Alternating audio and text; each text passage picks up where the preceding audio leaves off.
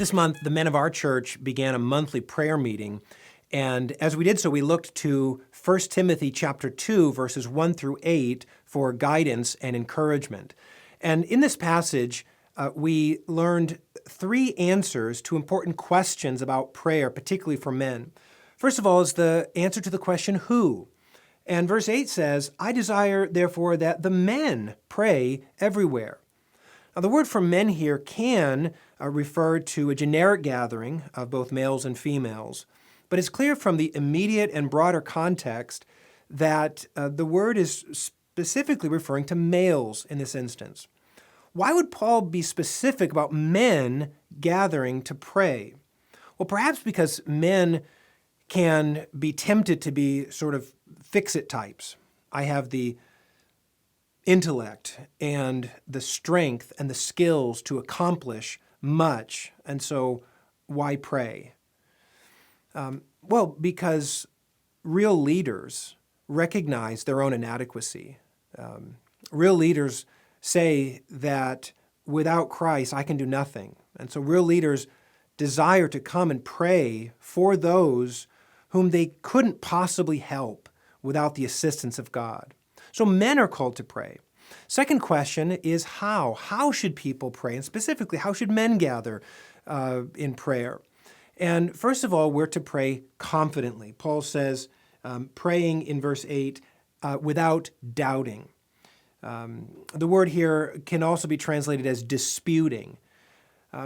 Either way, it refers to this turmoil that we can have both internally and relationally. But when we come to God in prayer, we come to one we recognize as mighty and as wise. And so we can come to him with confidence, facing those inner and outer conflicts with hope in the God who is stronger and wiser than us. We also come to the Lord peaceably. He warns against coming in prayer with wrath in verse 8. Probably has in mind Jesus' warning in Matthew chapter 5, similar to that in chapter 18, where Jesus says if you recognize that there's conflict in your life with another person, even if you're coming to pray or worship, you should go and reconcile to put to rest the wrath that would otherwise perhaps restrict your prayers. And we also come to the Lord in prayer reverently. Paul says in verse 8, I desire, therefore, that the men pray everywhere, lifting up holy hands. That's a fine posture in which to pray, but Paul probably doesn't have in mind strictly a hand posture as much as he has in mind a heart posture. When we raise our hands, even metaphorically, we're acknowledging that God is the one we adore.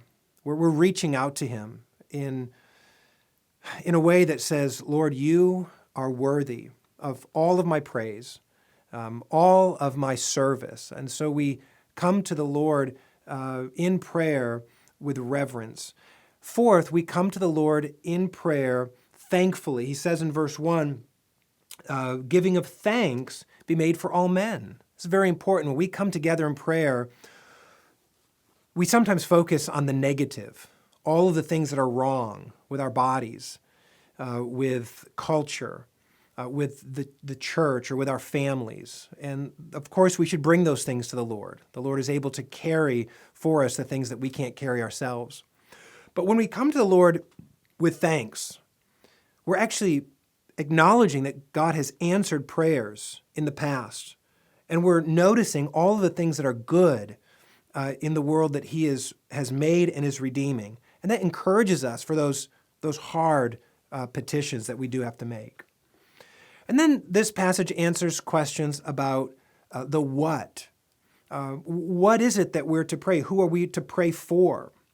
And he says, first of all, that we're to make intercessions for all people, for all men.